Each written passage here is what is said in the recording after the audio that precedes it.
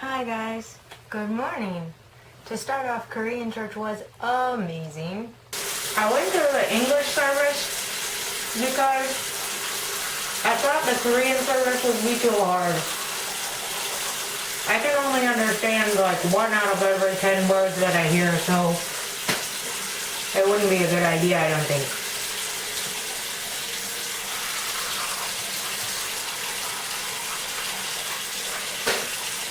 Besides, I now wanted to go to the English service and I didn't want to go by myself wherever I was going.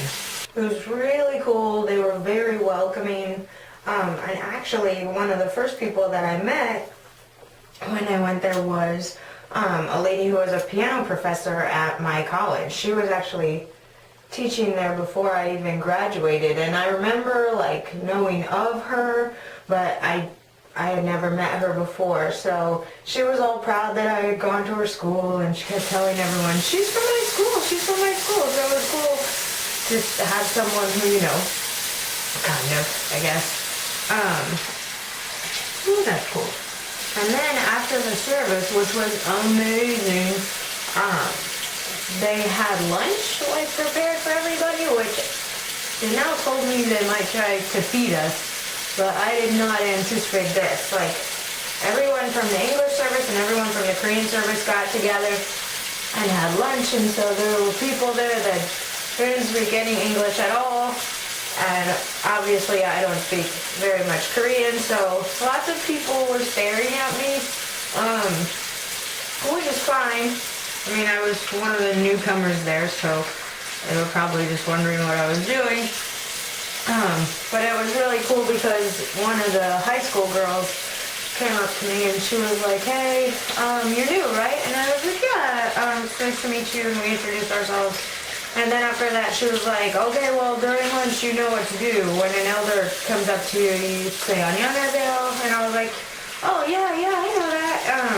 But I'm glad she said that because I wasn't sure how that translated over into Korean American culture. So, I actually had to do that several times during lunch, and it was very cool. And it was cool because, during the lunch, that was my first time ever having any Korean food, and I'd wanted to have Korean food for a long time, and I'd never been able to have any. One time I went to Washington, D.C. with my parents, because we go out there sometimes, and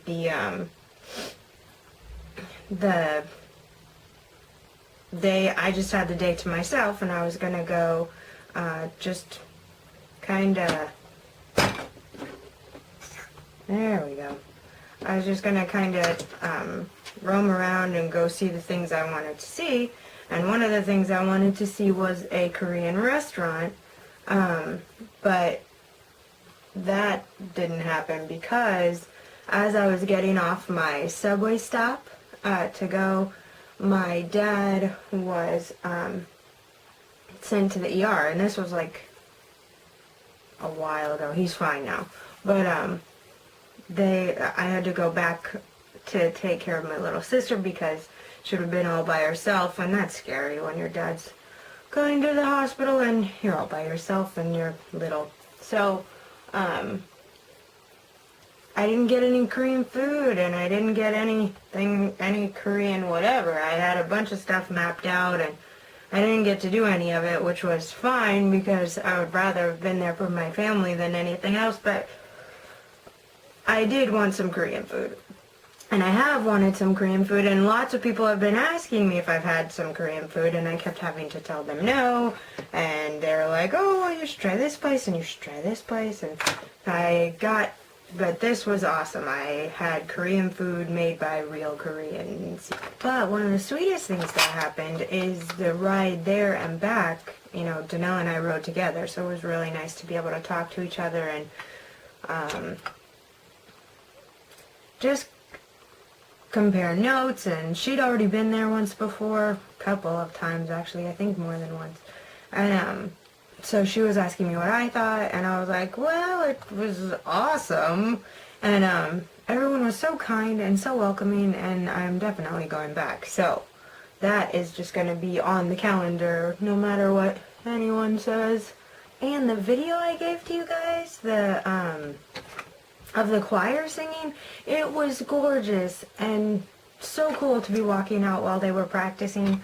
But at the same time, I'm glad I didn't take any more video because my camera is junk. I got a new replacement phone for, because the other one was fritzing. It was, I don't know what was going on. It was going nuts. It was like calling people and browsing and sending text messages that didn't make any sense to people. So I sent him for a replacement phone, and they sent me one, and they were really nice about it. But obviously, you can tell by the video of the choir, and a lot of people thought I was engaged or married or something because of my ring. So that was fun to explain. My dad got this for me when I turned 18. It's a purity ring, so it's not hard to explain, but when they're like, oh, you must be engaged, congratulations, after they congratulate you, you're like, thank you, I'm not engaged. And it was just interesting to see like the fusion of different cultures, that you could tell that like when we were leaving as well, there were kids playing everywhere, and they had papers on their back that said their name. So I mean, we do that in my church too, just so that if someone is doing something bad, we'll know their name and we can talk to them.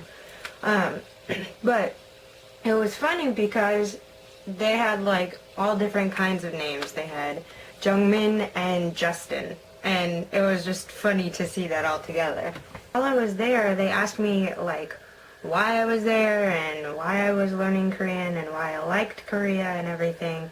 And I was a little bit embarrassed at first, but I told him, I was like, well, because one of the ladies said, well, how did that all start? Why did you want to do that? And I said, well, I started by watching K-dramas. And she goes, oh my gosh, everybody's watching K-dramas. And so I felt a lot better because I wasn't the nerd that I am in that situation. So that was comforting. And it was cool because the pastor, John Chu, was preaching on Job.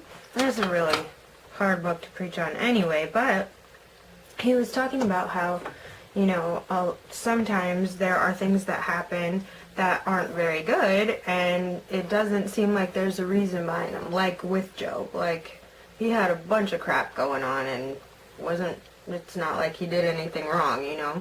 And he was just talking about how he thinks in the same way that America is dealing with that in the area of loneliness, which I think is true. I think a lot of Americans are just very lonely and have a very deep pain that they don't want to talk about, and they feel embarrassed of. And part of that stems from not having the support system that I think all of us are meant to have, and having a good family and having good friends and all that business. But it's also, I think, because a lot of times we're trying to find fulfillment in the wrong places. And I just think he did such a good job preaching, and he hit on a really relevant point. And it also came at an interesting time because, oh shoot, because I've been dealing with some racism at work, and not that it's uncommon to find racism in a small little, you know, predominantly white town, but oh, my eyelashes are getting stuff all over me. Anyway, because we have a couple of pharmacists that have been working with us, and they're from India, and they're good pharmacists, and they're so nice, and people have just been saying some really nasty things behind their back, and I don't appreciate it. And so, but this is the first time I've ever encountered any racism in my workplace, or kind of in my face at all. So I have to do something about it today, which I'm not looking forward to.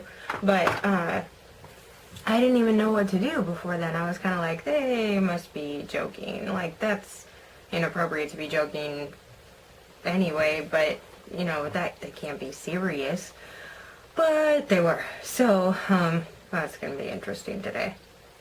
But I didn't even think about, until he said that, the connection between racism and loneliness. Because if you are blocking out a certain type of person, whether it be a certain ethnicity or a certain level of education or anything really, some type of bar on what people are supposed to have or be before they're worth your time or worth your conversation or worth anything really in your eyes, you are going to be one lonely person, because the only person worth, and honestly a lot of people who are like that don't fit with their own standards of what people are supposed to be.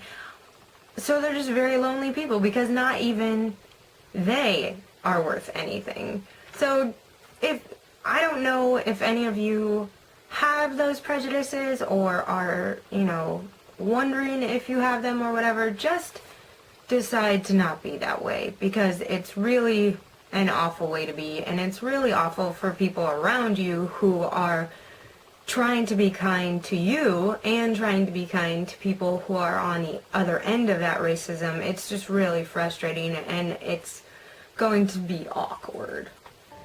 So I just wanted to let you guys know how Korean church went and give you an update on that and tell you why the video of the choir practicing was so awful. And I wanted to remind you to put your song ideas in the comments below, and you will get 3 free songs. That's right, 3 free songs. So if you would give me something crazy, or if you give me something fun and you can think of something really hard that you have no idea how someone would write a song about it, I am going to do it for you. I will be able to do it, I promise.